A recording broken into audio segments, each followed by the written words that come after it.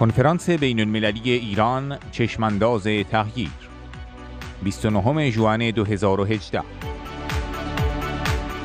پنل سوم سپاه پاسداران و تأثیر تحریم‌ها.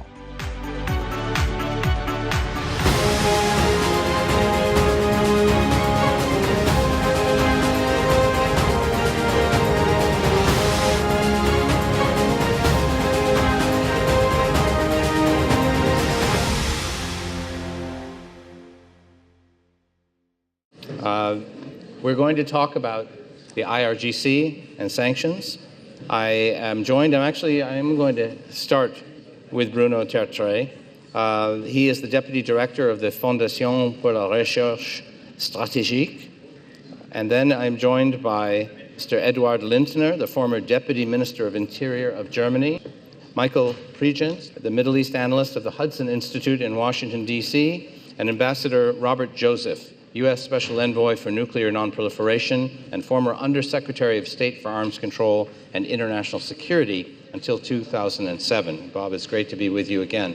So if you have been following the conversation today, you've heard from senior military officers and from intellectual and editorial observers of Iran and the regime. I want to challenge this panel to ask the basic question, what can sanctions do?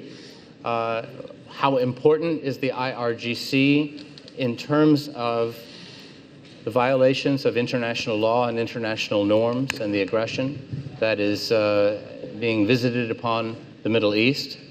And so are sanctions the best and most appropriate response? Do they work?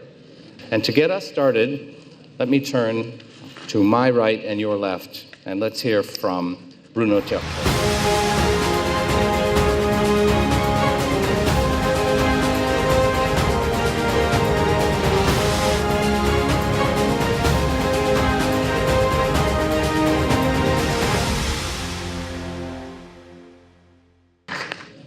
Well, thank you very much for your kind invitation, but of course, owing to its key function in the Iranian system of rule, the Revolutionary Guards poses a problem which Europe cannot avoid to engage. It is by no means a marginal issue. Trade is essential for a country's well-being, but one has to probe a partner offering himself when considering opening or maintaining trade relations with him. Good trade relations are characterized by safety and stability, but precisely these are conditions that the Iranian regime is unable to guarantee, since it is threatened in its existence by the relentless protests that have been going on for months. Any principal change in Iran is conditioned by dismantling of the Revolutionary Guards. The Iranian Revolutionary Guards commands has an enormous amount of power, and the economic and political and security sections at its disposal, and is therefore the most formidable obstacle on the way to democratic change. In this light, it is obvious that sanctions against the guards and persons connected with it can be a substantial contribution to approaching democracy in Iran. This should be combined with an effective support of the democratic oppositions. We are going to do that in Germany. Time and again it is maintained that the sanctions imposed on Iran affect primarily the country's population and should therefore be lifted. If we look at things more closely, we will find that this statement does not apply to Iran. As a result of the 2015 nuclear deal, sanctions imposed on Iran were largely raised. Suddenly, $140 billion are disposable, and additionally, the oil production was increased from 1.5 million barrels to 2 million barrels a day. The population benefits from none of those means. Riotous corruption and enormous spending by the regime on terror and war abroad did not leave any money to be spent for the people. We have to realize these facts. New sanctions will primarily affect the regime. Crimes cost money. A regime that has less money at its disposal than before cannot commit so many crimes as in the past. Okay, in the view of the key positions the Revolutionary Guards hold in keeping up the representative rule and in fostering terrorism in other countries of the region, it must be regarded as an important success for the Iranian resistance that the US listed the Iranian Revolutionary Guard as a terror organization in October 13, 2017. The Canadian Parliament has recommended its government not to establish diplomatic relations with Iran as long as it is ruled by Khamenei and his terrorist revolutionary guards. This step was clearly a response by the Canadian lawmakers to an unbiased information on conditions in Iran, which the Iranian resistance has been delivering for years. And German security authorities continuously warn against the Revolutionary Guards and its terrorist squads force activities. It is essential for European countries to consider that the US and Canadian initiatives as potential examples of the attitudes they should adopt towards the Guards.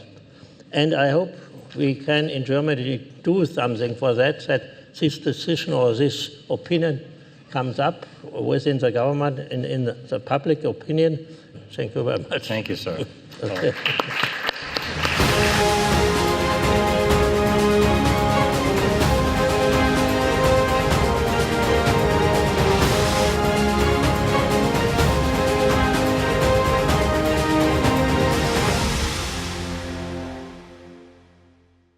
Replies about the politics of sanctions.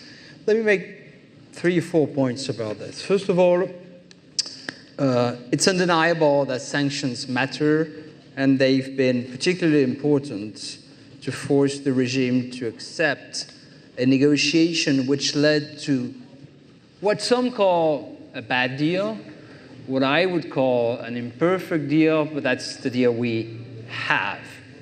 Some would say we had, but it still exists, at least on paper.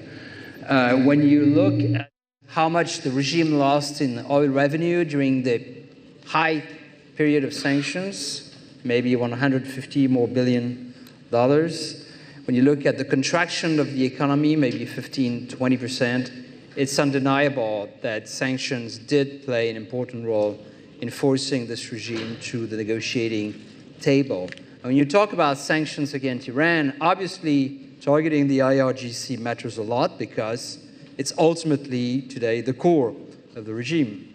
However, I would say that in any policy regarding the Islamic Republic, sanctions are a necessary but insufficient component. Sanctions are not a magic bullet. We've noticed, we know, you know, that this regime has been rather resilient, that many Iranian entities have found ways to live with them, to live with sanctions, that the IRGC has adapted, unfortunately, to sanctions. Sanctions are not the only tool that exists to influence the Iranian economy. Variations in oil prices, I would argue, have been as important. The problem is that sometimes sanctions backtrack. We all know that. Those who've been in government know that the fine-tuning of sanctions is an art, not a science. So sanctions have to be fine-tuned. My hope, and I think it should be everybody's hope, is that the current disagreement, major disagreement between the US administration and most European governments on the fate of the JCPOA will not prevent us from finding agreements on some particular issues related to Iran policy. This is why it's extremely important to lower the political temperature between both sides of the Atlantic now that the Trump administration has made its choices that most European governments, including myself, regret. But that's the situation we're in. But what we don't want is this regime to benefit from a transatlantic crisis over Iran policy and its direct and indirect consequences. How will Europe approach this new phase? I think it's hard to deny that European businesses will be extraordinarily wary of doing business with Tehran. They know that their economic interests lay more with the United States than with the Islamic Republic. But this does not mean that Europe, and the EU in particular, will not be willing and able to take targeted sanctions for specific IRGC behavior regarding the missile program, regarding terrorism, or regarding trafficking, for instance. In the end, I think sanctions, it's commonplace to say they're not a magic bullet. I would just say they're necessary but insufficient. Sanctions will not bring down this regime. The IRGC, of course, will not go down without a fight, and it's important, as you said, Linton, to try to have them evolve against their will, if necessary.